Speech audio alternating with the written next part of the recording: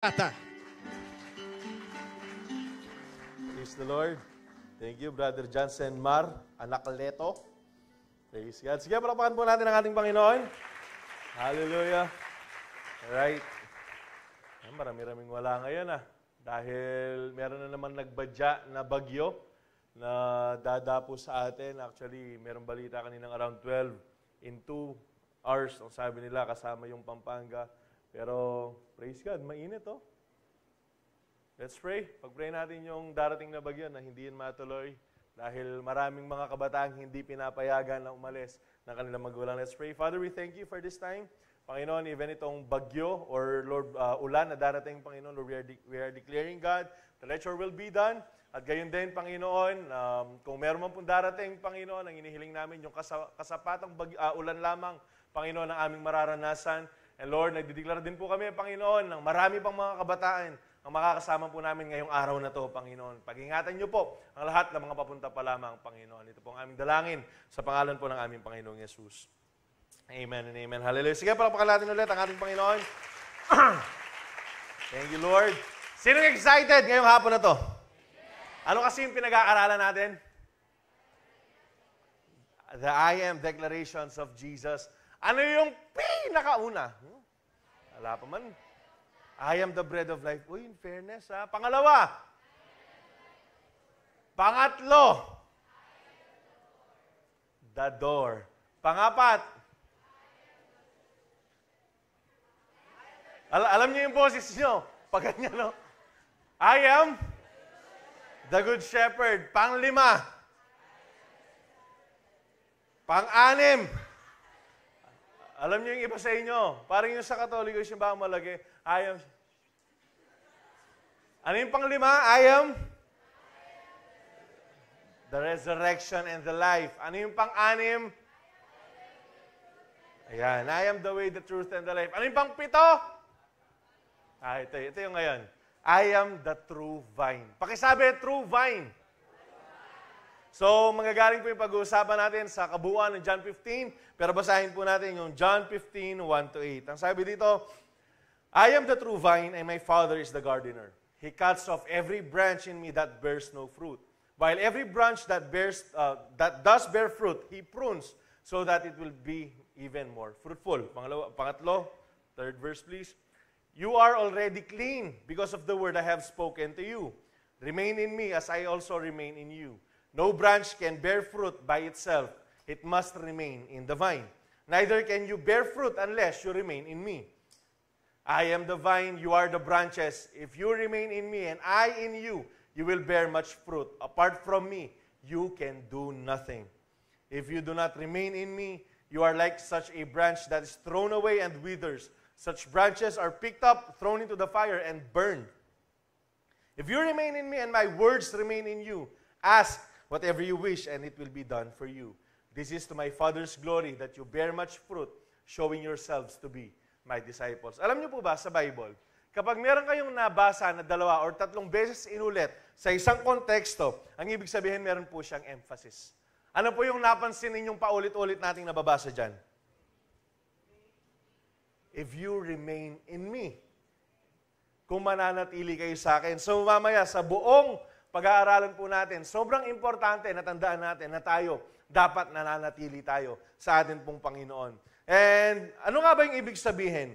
What does it mean that Jesus is the true vine? Ang sabi po dito, it means that Jesus is the genuine source of spiritual life and fruitfulness. So ang ibig sabihin, kung wala si Jesus sa buhay mo, excuse me po, you can never experience yung pong buhay na ine-enjoy ng iba ngayon sa atin at you can never experience yung pamumunga. Ang ibig sabihin, pwedeng busy ka. Pakatandaan natin, uulit-ulitin ko din to. Pwedeng madahon ka, pero hindi ka mabunga.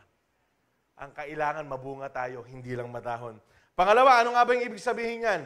Being connected to Him, which means He is our Lord and Savior and will always bring us true peace, joy, and righteousness. So, ulitin ko lang dahil meron po tayong mga first-timers. Ano nga ba yung ibig sabihin na maborn again po tayo? Tatanggapin po natin si Kristo bilang ating Diyos at tagapagligtas, Lord and Savior. Why? First, kasi we can never save ourselves. Hindi po natin kayang iligtas yung sarili po natin sa impyerno, sa kapahamakan. At bakit Lord? Ang ibig sabihin, Master. Ang ibig sabihin, susunod tayo sa kagustuhan po ng ating Panginoon. At it will bring us, ang sabi dito, true joy, peace, and righteousness. Because without our Lord Jesus Christ, yung kaligayahan na tinatamasa po natin, temporary lang. Yung kapayapaan na meron ka, temporary lang. Pero sa Panginoon, eternal po yan. Alright, long-lasting. And yung pangatlo, ang sabi dito, what does it mean that Jesus is our true vine?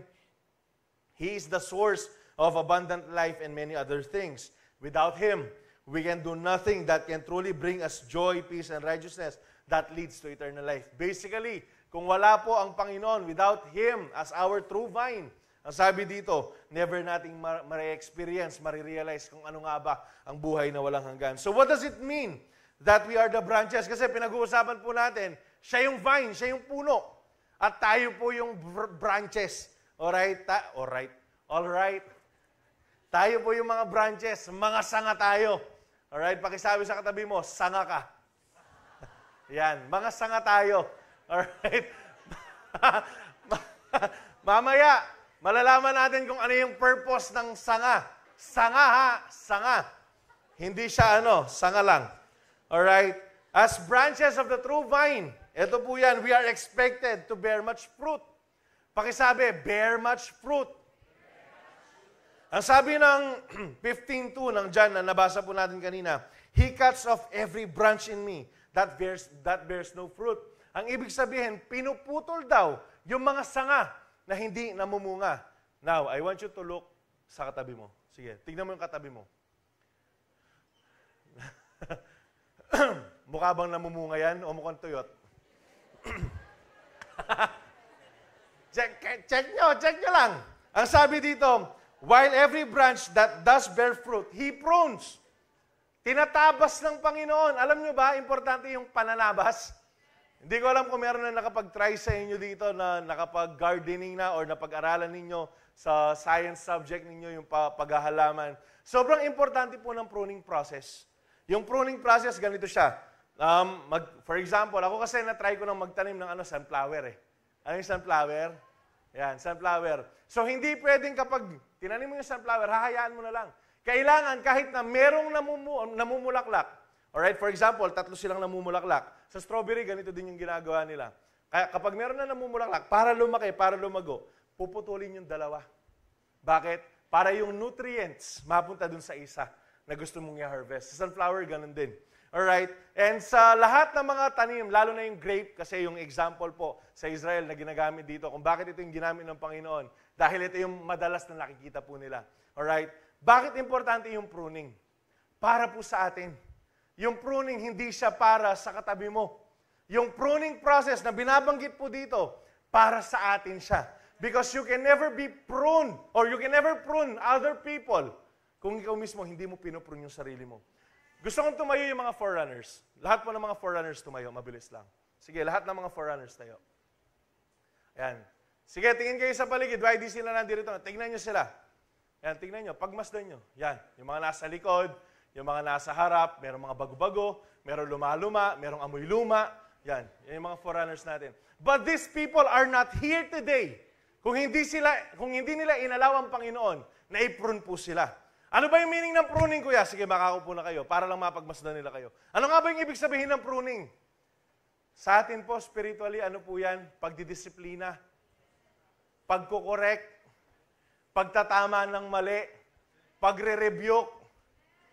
At alam nyo, kanina lang habang nag-worship, tinatanong ko yung Lord, paano ko i-explain sa mga bata yung pruning? Kapag hindi mo inalaw ang Panginoon na disiplinahin ka niya, na i-correct ka niya, na i-rebuke ka niya, or yung mga leaders mo sa maling ginagawa mo, papunta ka na ng impyerno. Totoo man, papatay na yung spirito mo, papunta ka na ng impyerno. You know why? Kasi kapag ayaw mong pakorek, ang ibig mo sabihin, goods ka na, perfect ka na. Tanongin mo yung katabi mo, perfect ka ba? Wala pa tayo. Kaya nga kailangan natin yung grace ng Panginoon, that ever-increasing glory, para mabago tayo from day to day. Kasi bakit hindi pa tayo perfecto? Ang kaso, yung paulit-ulit, pero kailangan ko siyang i-remind sa inyo. Bakit kailangan niyan? Sakit niyan. Wala namang sermon na masarap. Wala namang sermon na masarap. Tignan mo yung katabi mo. Kaya ganyan mukha niyan eh. Nagliliwanag. Kasi kapag nasisermon niyan, tinatanggap eh. Hindi nagre-rebelde. Hindi gumagawa ng grupo para, si pastor, ang taba, ganito, ganyan. Alam nyo, yung mga kabataan na lumaki sa disiplina, sa pagkukorek, sa rebuke, sa pruning process, tignan nyo, sila yung palaging ginagamit ng Lord. Totoo man. Sila yung mga foreigners natin, pambihira, may mga sermon no rin. Dakal no sermon pegdalanan din. Yung mga parents natin, kung bakit ganyan sila ka-strict sa atin, because they've experienced that as well. Paulit-ulit kong sinasabi to, iba po yung disiplina noon at saka ngayon. Dati yung disiplina ng tatay, kapag tinignan yung anak, tatakbo yan pa uwi. Yung anak ngayon, kapag pinasyutan ka, psst ka rin. Tapos ipopost mo sa Facebook, hindi na ako namahal na magulang ko. Muting yan. Kailangan natin ng pruning. Pakisabi sa katabi mo, kailangan natin ng pruning. Ano bang purpose ng pruning? Basahin natin, tapusin natin. He prunes so that it will be even more fruitful. So kung gusto mo na mamunga ka, magpa-correct ka. Kung gusto mo na mamunga ka, magpatama ka. Kung gusto mo na mamunga ka, ang ibig sabihin, sumunod ka sa pinapagawa ng ating Panginoon. Amen po ba? Hindi yung kapag tinama ka, Catholic na lang ako ulit. Hindi yung kapag kinorek ka, hindi na ako mag-a-attend dyan. Puro na lang naninermon yung mataba na yan. Anong gusto niyong gawin namin? Pagbigyan kayo sa mga mali ninyo? Hindi po namin gagawin yan. Kaya nga, paulit-ulit ko sinasabi ito, no? Praise the Lord. Magalit na kayo kung magalit sa amin. Basta't maitama po namin kayo. For example, yung pinag-pray natin kanina, September 21, isa sa mga nagbabadyang people power na mga tao. Kasi meron nang nagsisend, meron nang nakaset sa Facebook ngayon, di ko alam kung nakikita ninyo, mga rapper, mga nagyayaya, magdala kayo ng mask para hindi kayo makita sa mukha. So ang ibig sabihin, they are preparing for violence. Actually, meron ding sineset sa Angeles. Hindi ko alam kung nakita ninyo na. Ang tanong, kuya, hindi ba tayo pwede sumama dyan? Corruption naman yung nilalabanan natin eh. Kasi yan naman yung purpose eh. Para malabanan yung corruption. Alam nyo, Kristiyano tayo eh. Hindi ka Pilipinong Kristiyano. Kristiyano ka muna bago ka naging Pilipino. Ngayon, ito yung standing natin. So, ang ibig sabihin, yan ang gagawin natin. Mananahimik tayo. Hindi ba't kapag nanahimik tayo, para tayong sumusunod lang sa kanila? Hindi matatalino oh. Yung mga talagang Gina G sa politics, mga keyboard warrior eh. Alam nyo, the very reason na na-expose ngayon yan, kasi nananalangin tayo. Hindi natin kailangan makigulo, ang kailangan natin makipanalangin. Ngayon, kung pupunta ka dyan sa Luneta Park, nasagyan mo. Lakad ka na today. Hindi, kung pupunta ka doon, para gusto mo sabihin na hindi ako, mahal ko yung Pilipinas. Meron pa akong isang nakita rapper, sabi niya, kung meron mang masamang mangyari sa akin, para sa bayan yun. Supaply. Talagang, alam nyo, ano yung pinaka-the best na pwede natin gawin sa bayan? Ipanalangin mo yung bayan mo. Tapos kung hindi pa darating ang Panginoon, mamuhay ka na merong kabanalan. Kasi kung hindi pa darating ang Panginoon, the very reason why we are pruning you, the very reason why we are telling you the truth, kahit gaano siya kasakit, para kayo yung maging uupo dyan sa susunod. Tayo yung magiging leader sa susunod. Ngayon, kung makikiano ka dyan, meron ka dalang baseball bat. Kala mo talaga, laban na laban eh. Alam nyo, hindi natin kailangan makipag-bloodbath dyan. Ang kailangan natin, ipagbaka yan sa panalangin. Magkikipagbaka tayo sa prayer. Ngayon, kung meron gustong makipagdebate sa inyo, patungkol sa politics na yan, puntahan nyo ako mamaya sa baba. Mag-search ako ng kung sino pwede nyo debate. Bakit tayo makikipagdebate? Eh kuya, pro Marcos ka, no? Pro ganito ka. Ako, Lenny ako, matalino kami. O di kayo na. DDS kayo eh, no? Sige, kayo na. Kayo na lahat. Ulitin ko lang. Kristiyano tayo na Pilipino.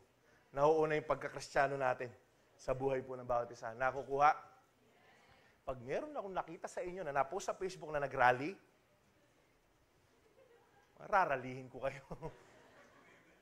Isipin mo, Kristiyano ka, tapos magkikipag-rally ka? Ano palagay mo kay Jesus? Pupunta siya Luneta sa September 21 kung nandito siya? Hindi, mahal natin yung Pilipinas. No, man. No. Hindi gagawin ng Panginoon yan. Nakukuha? Ngayon, wala, na-share ko lang kasi baka makakalimutan ko.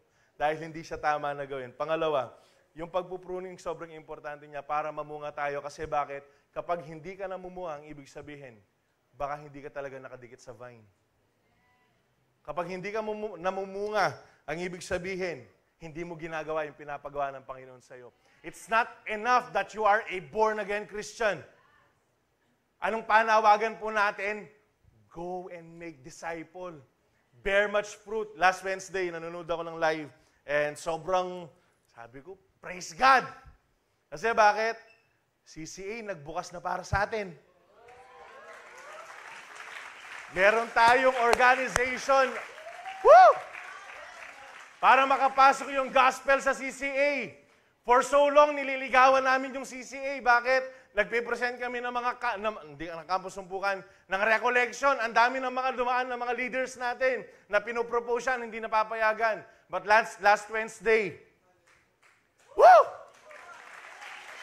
Last Wednesday, nagbukas ang Panginoon ng pinto na talagang legit na, no? Ito yung president natin, si Ate Shai. Woo! Ang bihira. Para makapasok tayo sa CCA, ang tanong, tama na ba yun? Sa Holy, pinagpipray natin na kasi meron din pinaplano sa Holy yung mga nursing student na mag-build din ng organization. Company. Church. YDC. Company. YDC. It's not enough na meron tayong campus sumpukan. Magtatag tayo ng mga Kristiyanong paaralan. Imposible sa mata ng tao. Pero sa mata ng Diyos, walang imposible. Huwag nating hayaan na Bright Star Christian Academy lang ang Christian school. Pati yung Holy Angel. CCA, AUFE, systems, nanula pa rin. Pasukan natin. Yan yung purpose kung bakit tayo nandirito. It's not enough that you are saved. It's not enough that you are a born-again Christian. Kailangan meron tayong ginagawa. At kung hindi ka na-encourage, nung nalaman ko last Wednesday, parang, sana akong muli eh. Kasi, pero kung hindi ka na-encourage after you hearing that very testimony of Ate Chastity, may problema, kapatid. Ang ibig sabihin, namumuhay ka na hindi mo ginagawa yung pinapagawa ng Panginoon. Nakukuha, nakakasunod, sino magpapagamit pa sa Diyos? Ang dami pang paaralan dyan. ICT, Clemente, Systems Plus, FG, Pampang, Trade, Karakal. Karakal. Ang tanong, anong ginagawa natin? Anong ginagawa po natin? Alright, so para mamunga po tayo, kailangan po natin ng pruning ng ating pong Panginoon. So, pakisabi naman sa katabi mo, magpakatatag ka. Yung iba, pasigaw magpakatatag ka. Hindi, kasi kailangan. Kailangan nating mag-raise up kung hindi pa darating ang Panginoon. But we need to raise up generations na kapag sinermon, magpapasalamat pagkatapos. Na kapag kinorek, magpapasalamat pagkatapos. Hindi yung kapag kinorek, block kita. Hindi na tayo friends. O kaya yung maglilelo, kasi palagi ako nakukorek. Hindi, kuya, palagi mo akong kinukorek. Palagi ka kasi nagkakamali.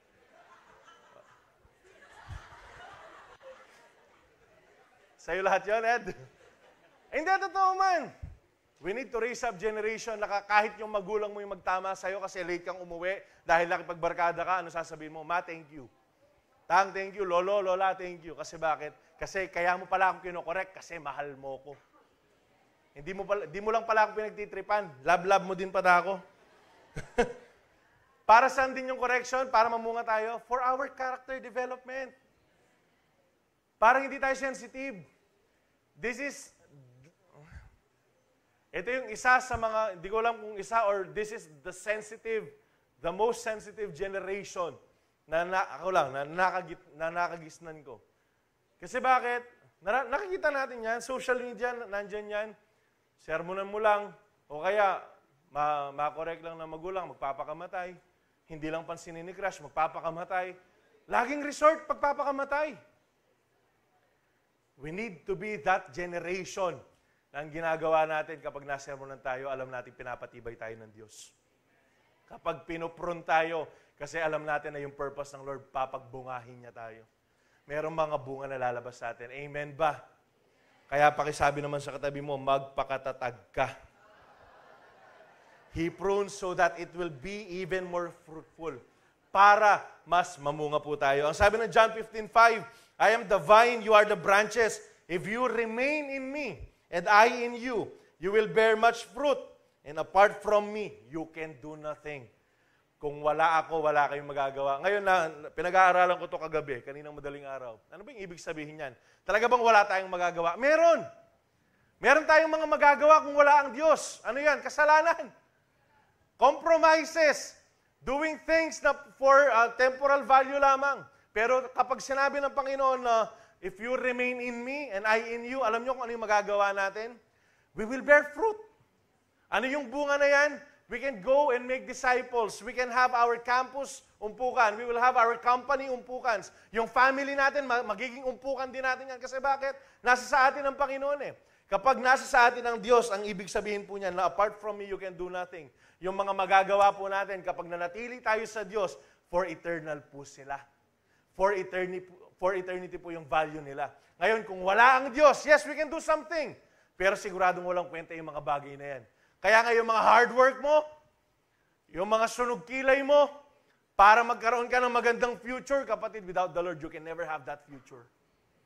Para magkaroon ka ng magandang buhay, kapatid, without the Lord, you can never have that magandang buhay. Kasi bakit? Kaya nga apart from me, you can do nothing. Eh, anong ibig sabihin naman kung nakadikit tayo sa Panginoon? Ang ibig sabihin, lahat ng mga gagawin natin para sa Kanyang kapurihan.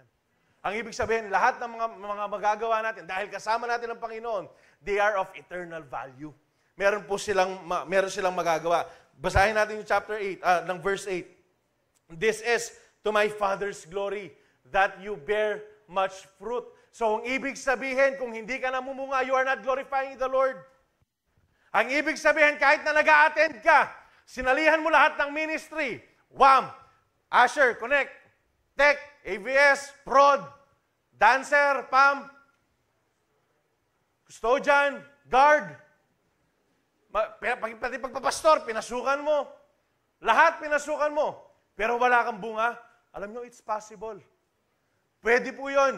Kaya nga, paulit-ulit ko sasabihin sa inyo, kailangan mabunga tayo, hindi lang madahon.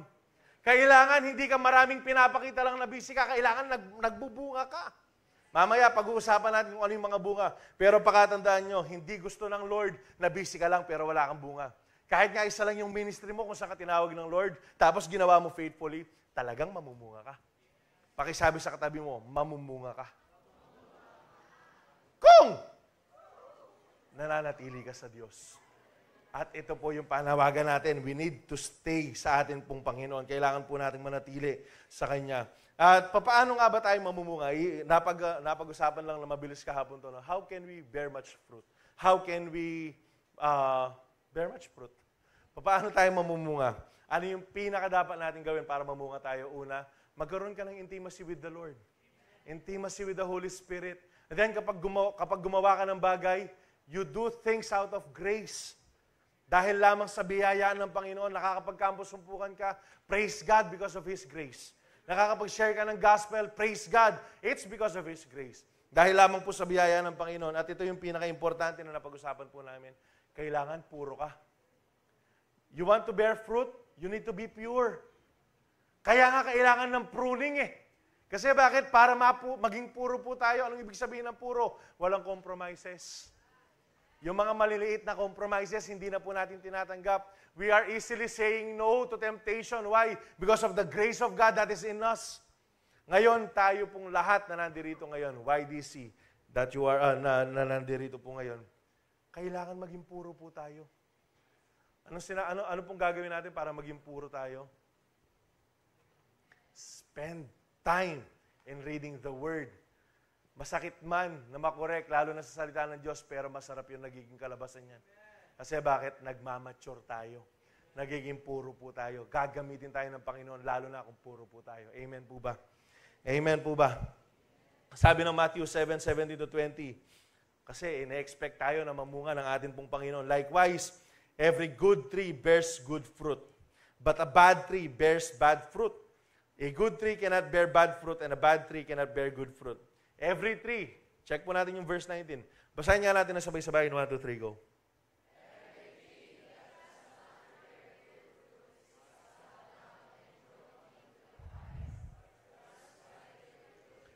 So, ang ibig sabihin, kung ikaw, ginagawa mo yung ginagawa mo, pero hindi ka namumunga kasi hindi naman totoo yung ginagawa mo, kahit pa nagmi-ministry ka, kahit pa akala mo nagkakampos-sumpukan ka, pero walang nangyayari kasi ginagawa mo siya in your own accord, hindi sa panukala ng Panginoon, na wala yung banal na spirito na gusto mo lang magpasikat, magpapansin. Kapatid, ang sinasabi po ng Panginoon, hindi po ako yung nagsasabi, you will be cut down and you will be thrown into the fire. Ano pong ibig sabihin niyan? Simple lang. Impyerno ka. Ngayon, mag-assess tayo. Ngayon pa lang, mag-assess na tayo. Namumunga kaya ako o hindi? Meron kaya nangyayaring maganda o lumalala ako lalo? Pag ma-check po natin yan, alam nyo, you can fool everyone except the Lord. Pwede kayong magpakitang gilas sa mga forerunner nyo? Sa mga leaders ninyo? Pwede! Kahit pa for example, sa ministry, sa WAM, gusto mo ikaw yung makaabot ng pinakamataas na key? O kaya ikaw yung pinakamagaling mamag-electric dyan? Mamag-drum and all? You can fool everyone. Pwede, pwede mo pantapal yung skills mo sa relationship mo sa Lord. But you can never fool God. God cannot be mocked. You reap what you sow. You sow what you reap. Ano? Pupulan mo, intena mo. Ang ibig sabihin, kung hindi ka namumunga at nandirito ka, ginagawa mo yung mga bagay-bagay para magpasikat ka, tapos wala ka naman talagang maayos na relasyon sa Panginoon, kapatid, you will be cut off. And you will be burned. Saan po yan? Ulitin ko, hindi po ito pananakot. Paimpyerno ka. Paimpyerno ang mga taong hindi namumunga. Hindi ako nagsabi. Ano? Tama ba yung nababasa natin? Nasa Bible ba yan? Sa Bible pala yan. So, ang ibig sabihin, ina-expect po ng Panginoon. Ang sabi dito, as believers in Christ, we are all expected to bear fruit.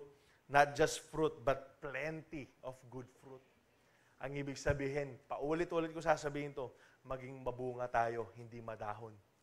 Maging mabunga tayo, hindi papansin. Hindi magmamayabang. Maging mabunga tayo para sa Diyos. What kind of fruit should we bear? Ano nga ba yung mga bunga na ina-expect natin sa atin ng Panginoon? Alam natin to, naging topic natin to last time. Galatians 5:22-23. But the fruit of the Spirit is. Hindi siya are. Is. Kasi bakit? Iisa lang po yan. Nandyan po lahat yan.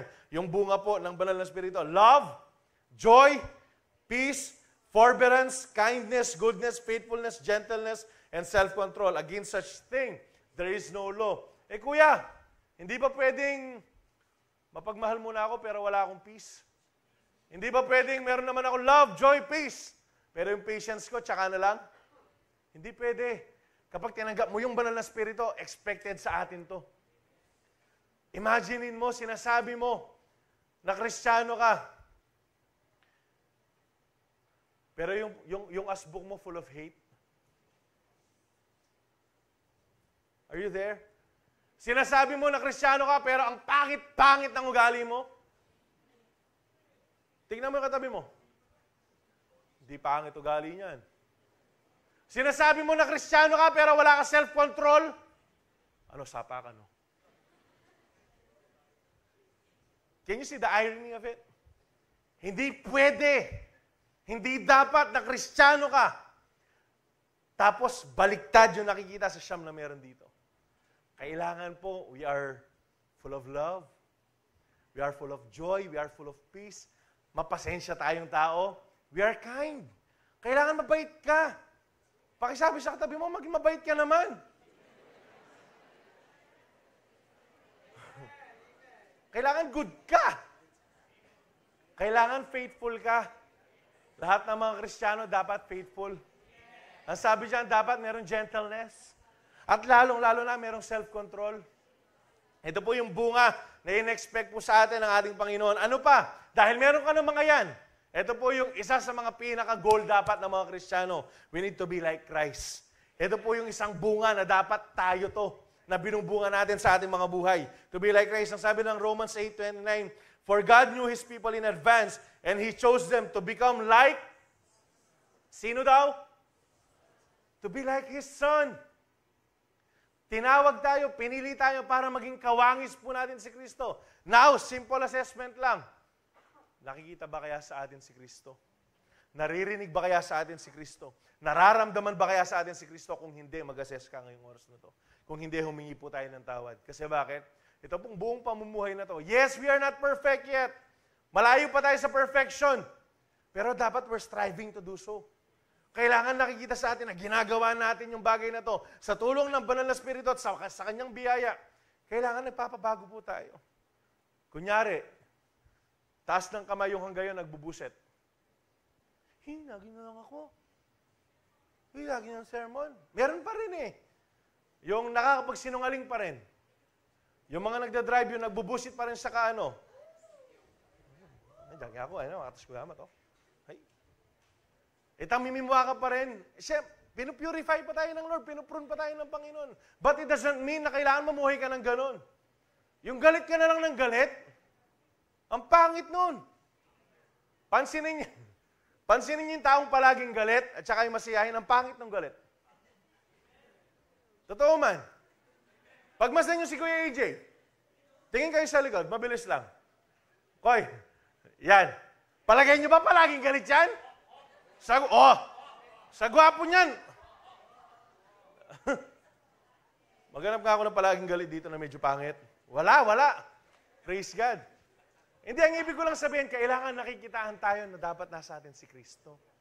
Amen ba? Nanumpis sabihin nyo, kayo chismoso kayo, Ken. Alright? Ang sabi dito, Ephesians 5:8-9, for you were once darkness, but now you are light in the Lord. Live as children of light. Mamuhay ka bilang liwanag. Sabi dito, for the fruit of the light consists in all goodness, righteousness, and truth. Kailangan tayong lahat na sinasabi nating anak tayo ng Panginoon, nakikitaan tayo ng goodness, ng righteousness, ng kabanalan at ng katotohanan. Wala nang sinungaling. Wala nang magpapaalam. Tapos hindi naman totoo na yung, meron ako nakitang post, ang sabi niya, yung totoo daw, ghost project tayo eh. Hingi ka ng pang-project, tapos wala naman talagang project eh. Wala nang sinungaling sa atin. Wala nang magsisinungaling. Gusto nyo pa. Wala nang magsisinungaling sa atin. Hindi naman pagiging maka-Diyos yung pagsisinungaling eh. Kapag sinabi ng nanay mo, magkano yung binili mo? $250. Magkano talaga yan? $120. Nungaling. Philippians 1:11, may you always be filled with the fruit of your salvation. Bunga din to ng kaligtasan mo. Sabi diyan, the righteous character produced in your life by Jesus Christ. So, kailangan yung bunga po natin, nakikita po sa atin ang ating Panginoong Hesukristo. Ano pa? Ano pang bunga yung ina-expect sa atin? To do good works. Gumawa ng kabutihan. Imagine mo, pinagsisigawan mo sa Facebook na Kristiyano ka, tapos sama-sama ng ugali mo. Naninira ka na naninira. Ay, ito si Bongbong, magnanakaw to. Itong si Lenny, sinungaling to. Itong, peniramongan. Biskaya lang sa kalam. Hindi, ang sinasabi ko dito, kailangan nakikitaan tayo ng mabuting gawa. Ang sabi basahin ko lang to ha. Ephesians 2:10, for we are God's handiwork created in Christ Jesus to do good work. We are created in Christ Jesus to do what? Ang tanong, maganda bang bagay yung paglilinis ng bahay? Totoo? Ba't di nyo ginagawa? Maganda bang bagay yung pagsunod sa magulang? Nalalambot na kayo, wala pa man ah. Maganda bang bagay yung pagsunod sa leader?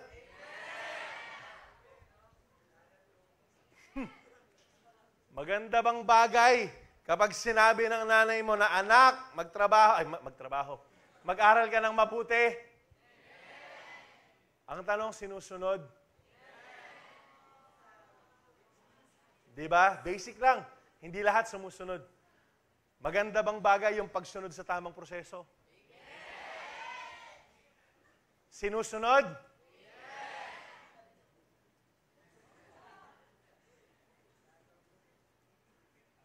Alam nyo, kaya, mag-uusap tayo dyan. Meron akong topic dito about love life na naman to eh.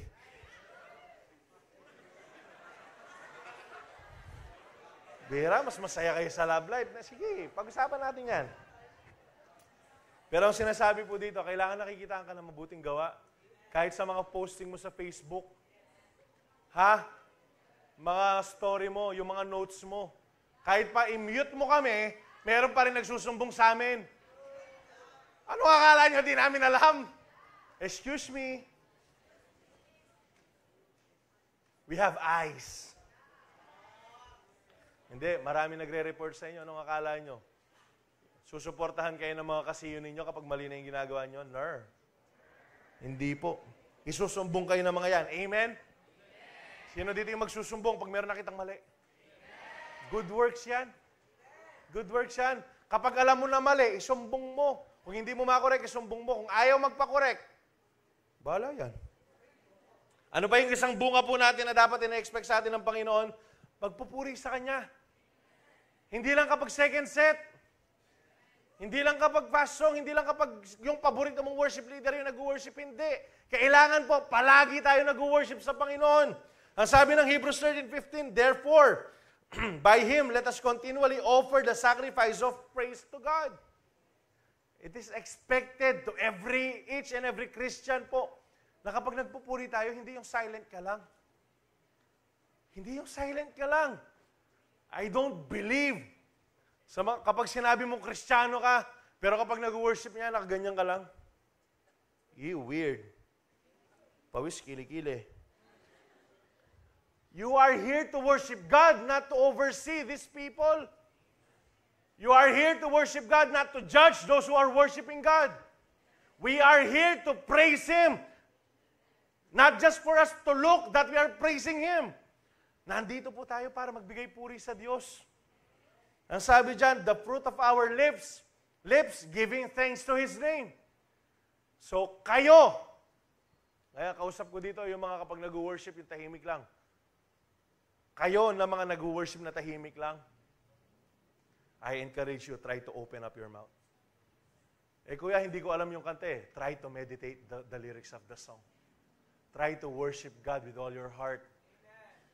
Yung labi mo, gamitin mo hindi sa paninira ng kapwa, gamitin mo sa pagpupuri sa Diyos. Yan yung purpose niyan. Tsaka yung mga hindi nagtataas ng kamay, bakit nahihiya ka? Ikinahiya ka ba ni Jesus nung namatay siya sa krus? Hindi. Wala nakakahiya sa pagpupuri sa Diyos. Ang nakakahiya, Kristiyano mong tinatawag yung sarili mo. Sinasabi mong mahal na mahal mo yung Diyos na meron ka, pero hindi mo siya kayang purihin sa public. Yun yung nakakahiya. Praise God, wala nang nakakahiya. Wala nang maihiya sa atin. In Jesus' name. Kaya, kumanta tayo. Kuya, pangit yung boses ko eh. Hello? Excuse me? I'm alive. Tingnan nyo na. But the thing is, I don't even care kung pangit yung boses ko. I'm gonna sing out loud for my Lord. Ano, mahiya ako sa inyo? No. Mahiya ako kay Satan. I don't even care about him. Kapag nagpuri ako, magpuri ko kin. Yung mga nakatabi ko sa inyo, sorry. But I don't care. Kung marinig nyo akong sintonado yung boses ko, I don't even care. Bakit? Yung purpose natin, magpuri sa Diyos. Hindi magpakitang gilas sa katabi mo. Imaginein mo, maganda nga yung boses mo, pangit naman yung puso mo. Maganda nga yung boses mo, full of hatred naman yung puso mo. Ano sense nun? Ano, magpapakita ka? No. Nakikita ng Lord yung puso.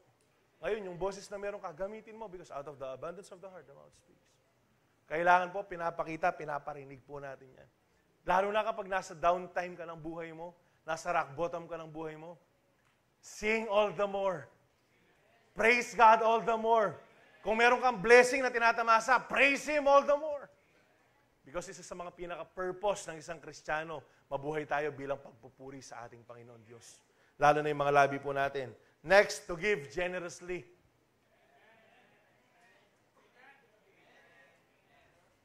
To give generously.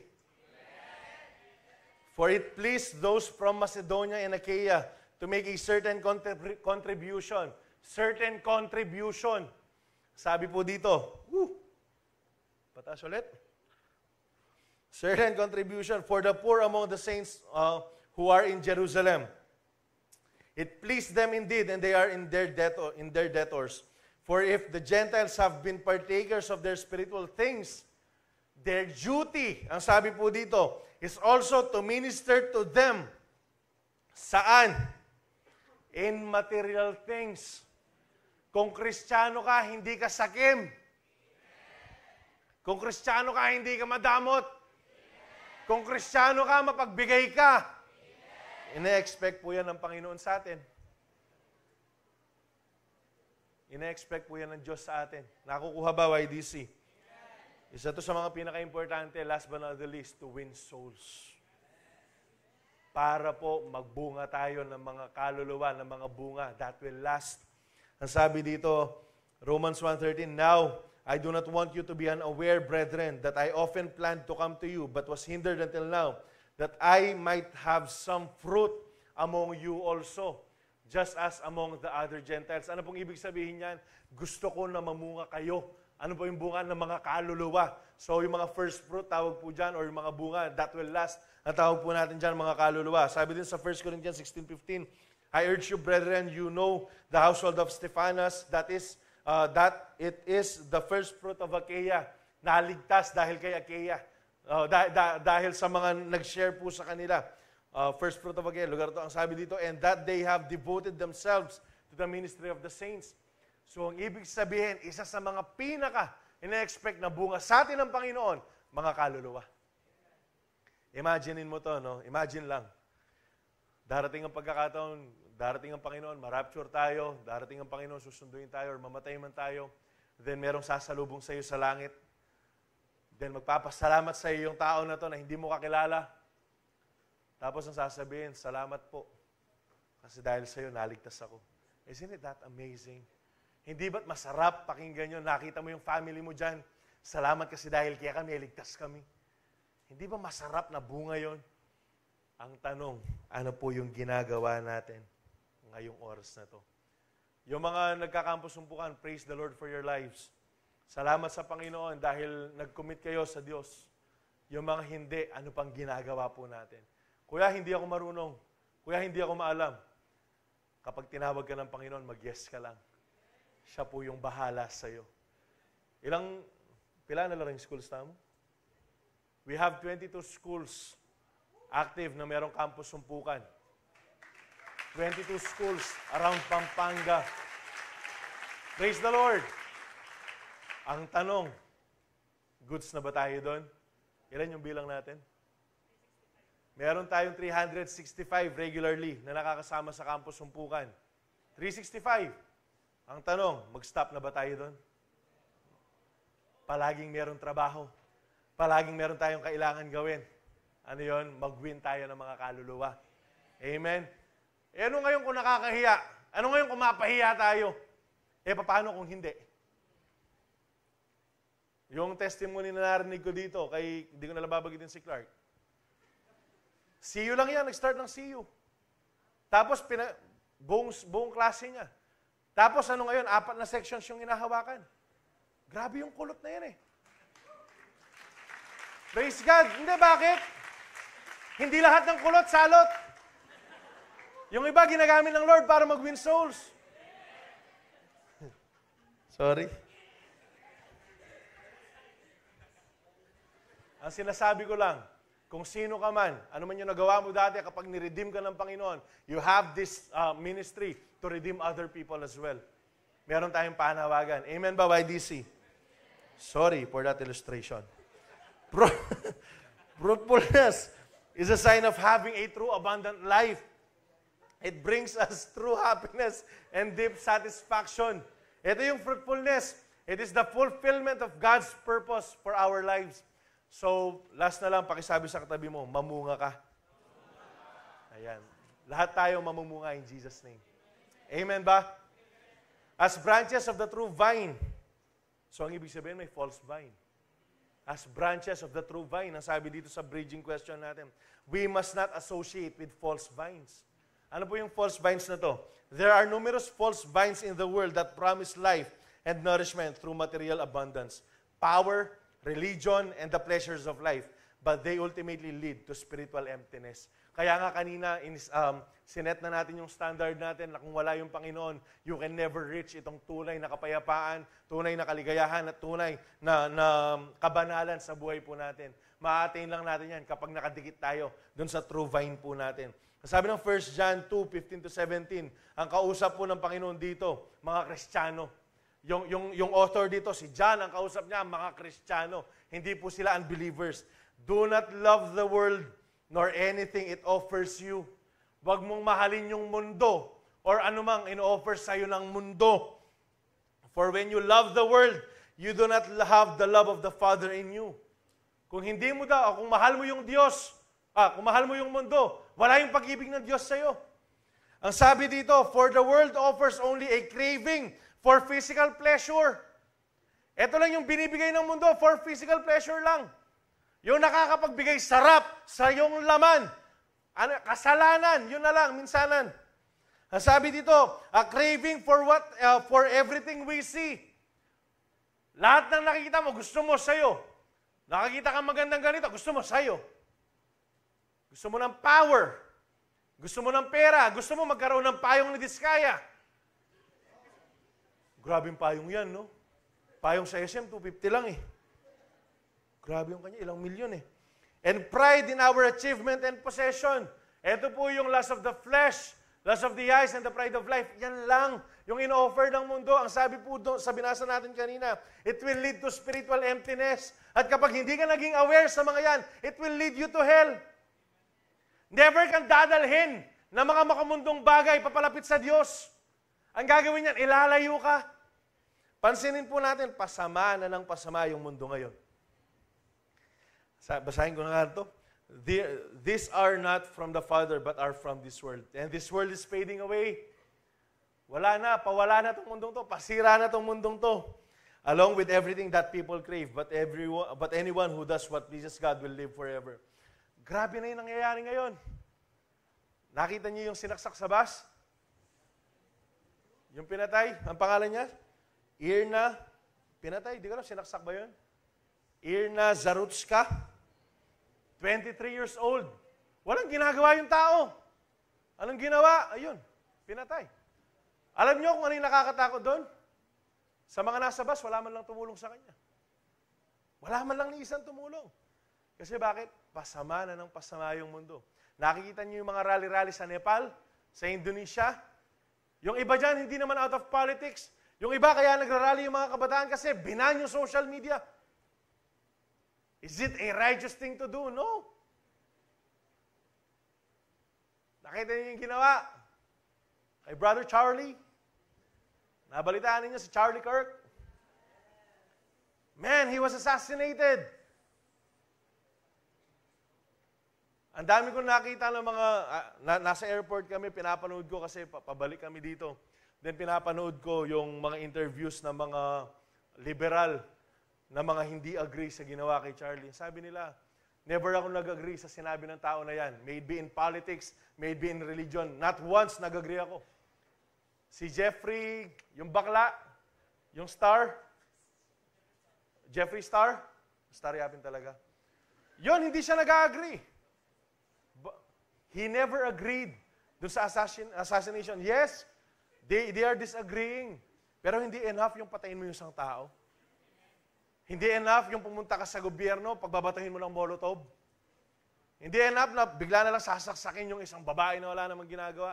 Kasi bakit? Ang pagpapakita lang nito, pasama na ng pasama yung mundo. Ang panawagan natin, magpakabanal po tayo. As Christians, we need to live holy lives. Hindi yung makikisama tayo sa kanila, buti nga. Buti nga, ginawa nila yun sa kanya. There are people celebrating. Meron pang gumawa ng merch. Outlive Charlie Kirk. I was affected by it. Hindi ko idol si Charlie Kirk kasi English yan matalino eh. Pero kung papaano nyo tinayuan yung pananampalataya niya, come on. Outside politics, the faith na meron siya. kailangan matapang tamo. Mamaya, meron akong share kung paano tayo, kung bakit dapat maging matapang po tayo sa ating pananampalataya. Kasi nga, pasama na ng pasama yung mundo. What if nagkakambusumpukan ka, binato kayo, anong gagawin mo? Sapakan me? Ganti ka? Panagkasan me? Chicharong bulaklak!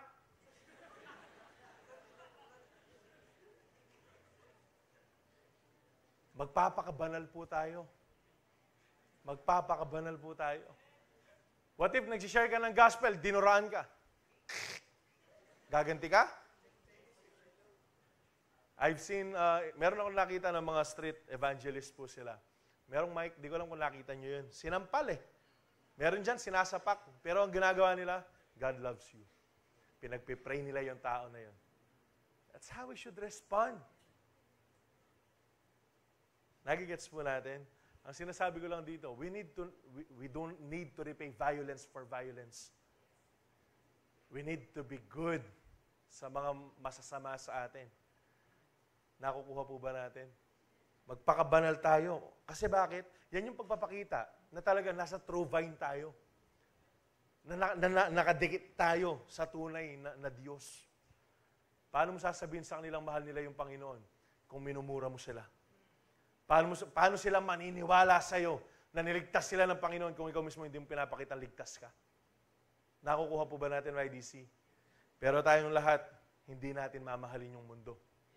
Bakit? Kasi hindi tayo taga dito. Sojourners lang po tayo. Aliens po tayo dito. Hindi tayo taga dito, taga-langit po tayo. Lahat ng mga taga-langit, palakpakan ng Panginoon.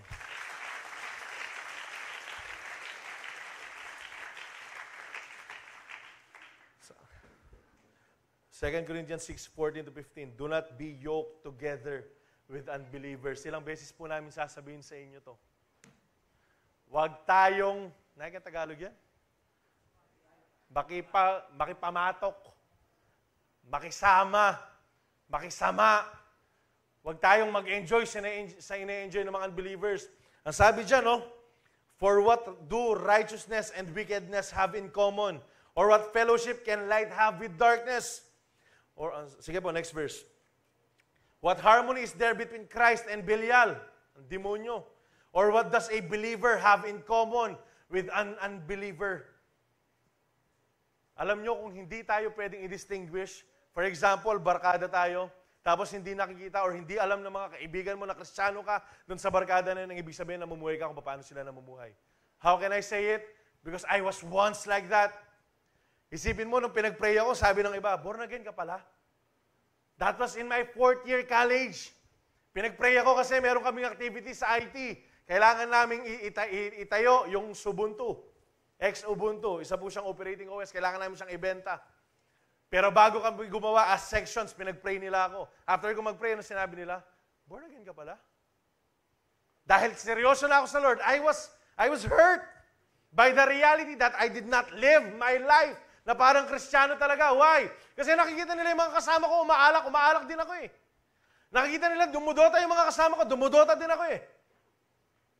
That's not good old days. Those were the days that I hope, kung nagseryoso na ako sa Lord, hindi ko na ginawa. Kaya nga nung nagseryoso na ako sa Lord, way back 2016, nag-graduate po kami ng college. Dahil nga 5 kami magkakaibigan, hindi na ako nakisama sa kanila. Yung next namin na pagkikita, kasi sila magkakasama pa rin naghanap ng trabaho ko. Dumiretso ako ng Bible school. Pero yung next namin pagkikita, nung namatayan na lang yung isa sa amin. Kasi bakit? What does light have with darkness? What does believers have in common with an unbeliever? Kailangan hindi po tayo nakikipamatok, nakikisama sa mga unbeliever. Hindi nakikisama in a sense na, excuse me, Christian only. Hindi, ang sinasabi ko lang dito, kailangan maging aware tayo sa mga pinakikisamahan po natin. Bubrot up ko ngayon. Gusto nyo to love life? Anong gagawin mo? Liligawan mo, tapos i-save mo na lang katapos. Ililigtas mo na lang, share mo na lang yung gospel katapos. Alam nyo bang ang dami ng mga Kristiyanong kabataan yung umalis sa Panginoon because of relationship? Kasi iglesia yung babae. Kasi ayaw ng hindi ka religion ng magulang ng babae, kaya sasama ka. Oh man, hindi lang ako pwede magbanggit ng mga pangalan. Sikat or hindi. Ang dami pong mga Kristiyano yung nawawala, mga kabataan, na nalililang ng akala nila pag-ibig.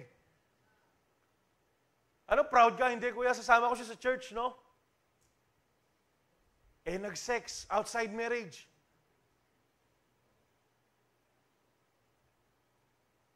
Are you getting the point?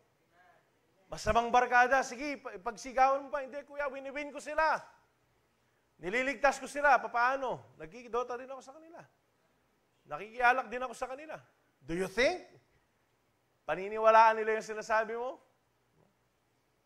Don't get unequally yoked. Ang sabi po ng Bible.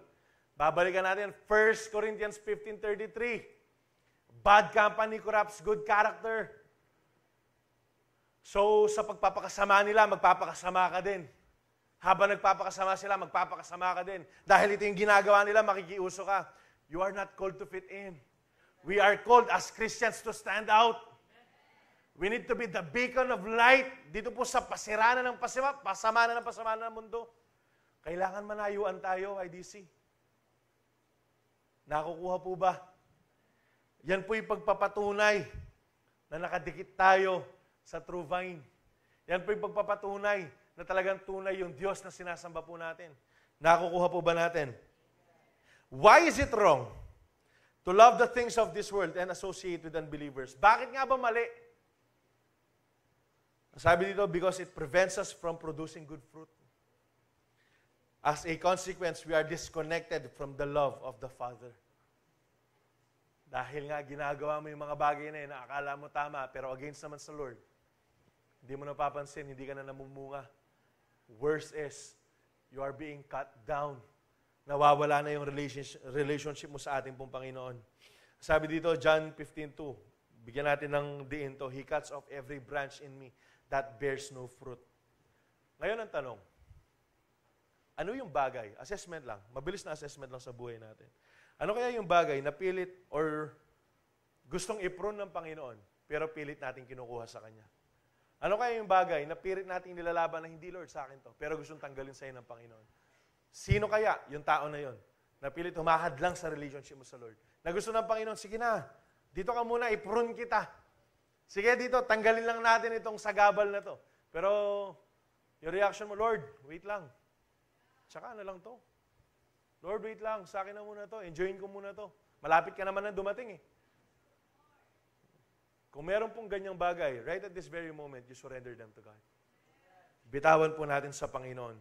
Ang sabi dito, God removes all the branches that don't bear fruit, but He prunes the branches that bear fruit. He takes away all the unnecessary things in our lives. Ang sabi dyan, so that we may bear much fruit. Yung pong unnecessary dyan, alam po ng Panginoon yung mga unnecessary na yan. Minsan nilalaban mo, hindi Lord, kailangan ko tong tao na to. Hindi nga. Kulit-kulit mo eh. Hindi mo nga kailangan yan. Hindi mo kailangan yung mga tao na yan kasi nililid ka nila na mag-compromise. Hindi mo kailangan itong bagay na to kasi ililid ka yan para lumayo ka sa Diyos. You don't need that iPhone 17. Lalo na kung wala tayong pera. Be content with what you have. Kasi bakit? Gagawa ka ng mga bagay na hindi tama para lang makuha mo yung gusto mo, pero ayaw naman ng Panginoon sa'yo. Alam ng Panginoon kung ano yung nakakabuti sa'yo. Kaya kung meron siyang tinatanggal na ikasisira mo, sumunod ka. Amen ba?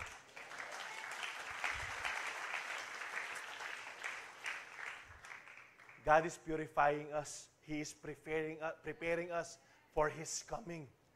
Kaya wag nang matigas yung ulo, YDC. Amen. Kung hanggang ngayon, nagve-vape ka pa rin.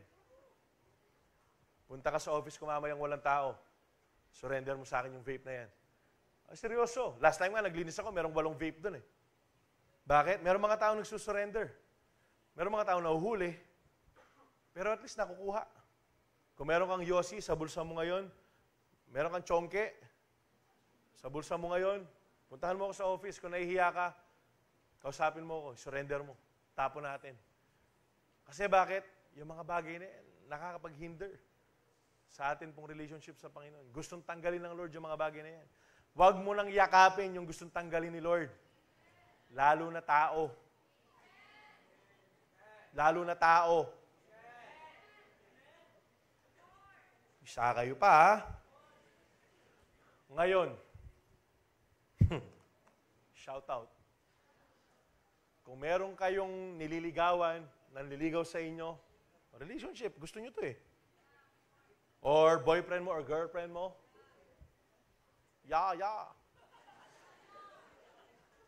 Pero hindi ka nililid papalapit sa Lord, nagkukos yan para mag-compromise, niyayaya ka mag-sex para ipatunayan mo sa Kanya yung worth ng pag-ibig mo. Shout out. Hiwalayan mo yan.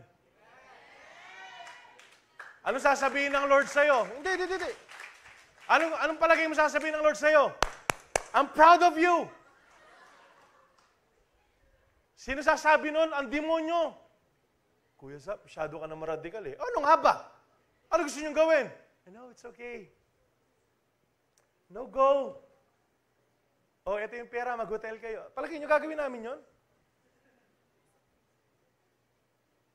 Lalo na ako, personal. I've been there. I've committed that same mistake that you want to commit. Kaya kung tinatanggal na ni Lord, huwag mo nang hawakan. Kapag pinapabitaw na ng Lord, bitawan mo freely.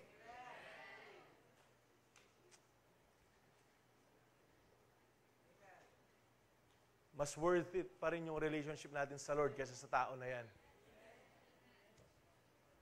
Okay? YDC? Tapusin na natin to. Please. Makisabi ko kayong bawat metong kaya kayo, Kenny. Anak kayo pa. Kenny, malapit na yung datang yung Gino. Magpakabanal ta na. Magpagamit ta na yung Gino. Please, YDC, please. 336, praise God, marami yun na kabataan. Pero hindi tayo titigil sa 336. Yung goal natin, kalahati ng 10,000. Wala pa tayo sa halfway mark nun. Magpagamit tayo sa Diyos. Amen po ba? Kapag mayroong tinatagal ng Panginoon, patanggal po natin freely. Amen po ba? Last but not the least, as branches of the true vine, we need to stay connected to the true vine. Kailangan manatili po tayo nakadikit sa true vine. Why is it important to stay connected? Bakit nga ba importante na manatili kang connected sa true vine? Ang sabi ng John 15:5-8, binasa natin ito kanina pero puputol-putulin natin. I am the vine, you are the branches. If you remain in me and I in you, you will bear much fruit. Apart from me, you can do nothing. Ang ibig sabihin po niyan, we cannot bear fruit without the Lord Jesus, our true vine. Wala tayong mabibigay na bunga. Okay? Possible meron, pero mga masasamang bunga po sila without our Lord Jesus Christ. If you do not remain in me, you are like branch that is thrown away and withers. Such branches are picked up and thrown into the fire and burned. Sabi dito, disconnecting from the Lord Jesus results in spiritual dryness and death, which leads to being thrown into the lake of fire. Sabi dito, if you remain in me and my words remain in you, ano dapat natin gawin dyan? Pangatlo, staying connected with the Lord and holding tightly sa Kanya pong salita is the key to answered prayers. God is, yung last ang sabi dyan, this is to my Father's glory that you bear much fruit, showing yourselves to be my disciples. God is glorified when true disciples produce abundant fruit. Ang sabi dito, without Jesus, without us being connected sa atin pong Panginoon, wala talaga tayong magagawa sa buhay that is of eternal value. Naalala nyo, sinabi ko to kanina. Then, tingnan po natin to, no? Bakit sinabing you need to remain connected? Kasi bakit? Maraming mga bagay ngayon that can disconnect us from our Lord. Ano yung main dyan? Cellphone. Yung mga cellphone na yan, kung hindi natin nagagamit ng tama, it will disconnect us from our relationship with the Lord. Kaya nga, anong dapat natin gawin? You have to disconnect sa cellphone, sa anumang bagay, for you to be reconnected to God. You have to disconnect to your mobile phones for you to be reconnected to Him. Ngayon, ang tanong, anong mas mahalaga? Cellphone o si Jesus? Bakit hindi natin masurrender yung cellphone natin? Bakit hindi natin masurrender yung social media natin? Ako, paano lang ako eh. For more than a week, tinanggal ko yung Facebook. Tapos in-install ko. Tapos tatanggalin ko na naman. Kasi napapansin ko, mahaba na ng ilang minuto eh. Tapos tatanggalin ko na naman. Ganyan lang kasi bakit? Ayokong ma-addict. Addict na ako dyan dati, ayokong bumalik na dyan. Ngayon, kung hanggang ngayon, you are enjoying still, spending hours and hours of your life, scrolling, duting, sa social media mo, panonood ng mga ano-ano dyan, man, you're wasting your life. Sinasayang mo yung buhay mo. Maya pa sana nung gagamitan mo for you to research about the things that God is teaching you. Pero kung hindi, man, sinasayang mo yung buhay mo. So, pakatandaan po natin, kailangan nating mag-disconnect, literal. Kung hindi nakakatuloy yung Facebook, tanggalin mo. Uninstall mo. Uninstall mo. Instagram, uninstall mo. Nung nasa Bohol kami, nasira yung phone ko eh. Pasukan ng tubig. So, ang ginagawa ko, pagbabalik kami doon sa transient namin, nakiki-Facebook ako sa misis ko. Nakiki-login ako. Tapos nung una, nahihirapan ako.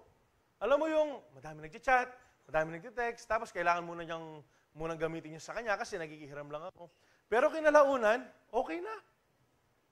Kaya nga hanggang ngayon, hindi ako nakakapag-reply kay Benji eh. Ben, sorry. Tatampo. Hindi kasi hindi ko magamit ng maayos eh.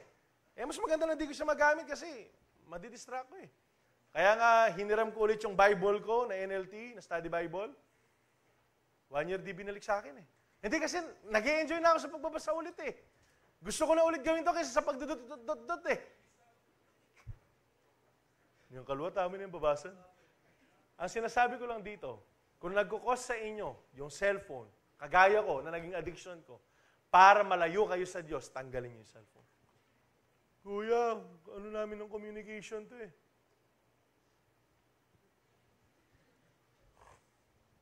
You know what's right from wrong? Alam mo yung sumusobra sa hindi? Tinitingnan na ako ni Shai, tapusin natin to. Romans 11:19-22. Last verse for this point. Well, you may say, those branches were broken off to make room for me. Yes, but remember, those branches were broken off because they did not believe in Christ. And you are there because you do believe, ang sabi po dyan. So don't think highly of yourselves, but fear what could happen.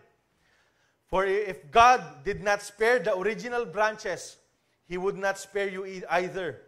Notice how God is both kind and severe. He is severe towards those who disobeyed, but kind to you if you continue to trust in His kindness. But if you stop trusting, you will be cut off. Ang sinasabi lang po dito, tayo, na mga hindi naman talaga Jews, we are grafted. Ang sabi po dyan, huwag tayong magmayabang. Naligtas ka dahil sa sarili mong kakayanan. Hindi. Naligtas ka dahil lamang sa biyaya ng Panginoon. Huwag mong ipagmayabang yung bagay na yun kasi sinasabi ng Panginoon kung ano yung nangyari sa mga original na branches pwede mangyari sa atin. And take note of this, God is both kind and severe. Kasi meron pong maling katuruan ngayon that God is not angry anymore. Hindi na nagagalit ang Diyos. Why DC, listen to this? He is slow to anger. Naintindihan niyo yun? He is slow to anger. But it does not mean na hindi na siya nagagalit. From Old Testament to New Testament, Sodom and Gomorrah, Noah's Ark, nakita natin kasi sukdulan na yung kasalanan. Nagagalit ang Panginoon. Kaya huwag mong hayaan dumating sa punto ng buhay mo na magalit ang Diyos kasi hindi ka nagbabago. Magalit ang Diyos kasi paulit-ulit mo na lang ginagawa yung kasalanan mo. Ang sabi ng New Testament, baka akala nyo Old Testament lang. Ang sabi ng New Testament, if sin is fully grown, it will lead to death. Consistent yung Bible, YDC. Kaya nga, ang sabi po dito, no, kailangan manatili tayong connected sa Kanya. Kailangan meron tayong participation na dapat manatili ka sa Diyos. Ang sabi po dito, once saved. Anong sabi dyan? Once saved, stay saved. Hindi totoo na gawin mo yung gusto mo, okay lang. No! Gawin mo kung ano yung gusto ng Diyos. Then, mananatili ka ligtas. Once you are connected to Christ, stay connected by faith. Pakisabihan naman yung katabi mo, stay connected to Him. Wala nang aalis. Lahat tayo mananatili. Once saved, always saved. If, pakisabi, if you continue to believe in Him.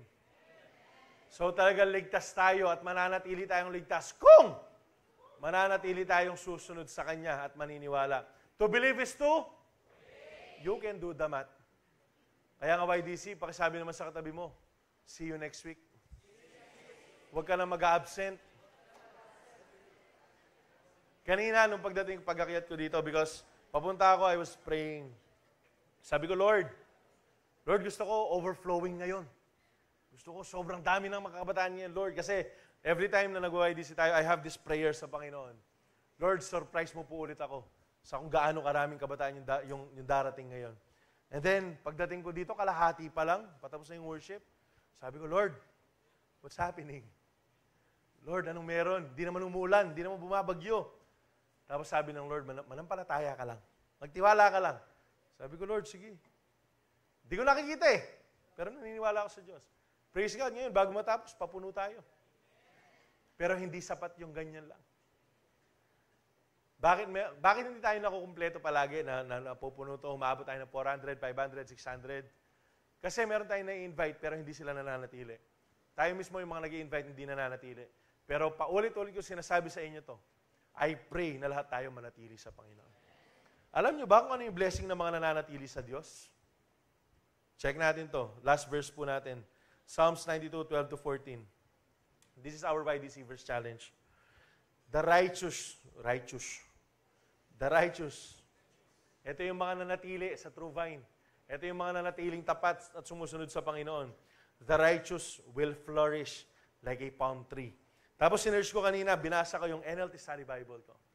Yan, nabalik sa akin kanina lang. Ano nga ba yung ibig sabihin ng righteous will flourish like a palm tree? It means that whatever happens, you will stand strong and you will live long. Yan yung pinaka-meaning ng parang palm tree. Mananatili kang matatag at malakas at mabubuhay ka ng matagal. Tapos ang sabi dito, sinong righteous? Tayo na tumanggap kay Kristo. We are considered righteous by what Jesus did on the cross. Then ang sabi dito, they will grow like a cedar of Lebanon. Sinerge ko, Lord, hindi ko naman alam yan eh. Ano yung cedar of Lebanon? Binasa ko ulit yan. Nasa katuglong yan eh. Sa study Bible ko, na binalik lang kanina. Alam niyo kung anong ibig sabihin ng cedar of Lebanon? It means solid. Itong cedar of Lebanon na ito, solid, strong, and immovable. Immovable. Tapos, Lord, anong connection nito sa amin? Sabi niya, kapag nanatili ka sa akin, mananatili kang strong. Mananatili kang solid. Ang sabi niya, and you will be immovable. Not even the strongest storm sa buhay mo, matitinag ka. Kasi bakit? Nakadikit ka sa akin. Kasi ako yung foundation mo. So, ang sabi dito, yung mga nananatili sa Diyos, eto tayo. And then, planted in the house of the Lord, they will flourish in the courts of our God. They will still bear fruit in old age. Ito yung masarap. And they will stay fresh and green. Ang ibig sabihin, kung mananatili ka susunod sa Panginoon, mananatili ka sa Panginoon, mananariwa ka, kapatid. Mananariwa ka. Kahit anong sitwasyon ng buhay mo, mananatili kang masaya at magalak. Nagliliwanag ka pa rin. Tignan mo yung katabi mo. Ito yung palagi sinasabi ni Lolo Bishop. Dalawa lang yung ubas. It's either ubas ka o pasas ka. Anong ibig sabihin ng pasas? Dried. Lanat. So tayong lahat mananariwa tayo. Bakit? Kasi nakadikit tayo sa ating pong Panginoon. Amen po ba? We are righteous because we are connected to Jesus. And staying connected to Him will always lead us saan? To eternal life, to strength, to health, and fruitfulness, even in our old age. Kung mananatili tayong tapat, patuloy na mararanasan po natin ang katapatan ng Diyos sa ating mga buhay. Ang tanong, sino dito yung mananatiling tapat sa ating pong Panginoon? Sino dito yung mananatili na sa Lord? Sino dito yung magpapakainit na? Sino dito yung hindi napapayag na nakaupo lang siya? Sino dito yung magpapagamit na sa Panginoon? If you are that person, stand up, palakpakan natin ng Diyos. And as we take our Holy Communion, patuloy na alalahanan natin kung gaano po tayo kamahal ng ating pong Panginoon. And we will be led by our worship team sa ating pong worship.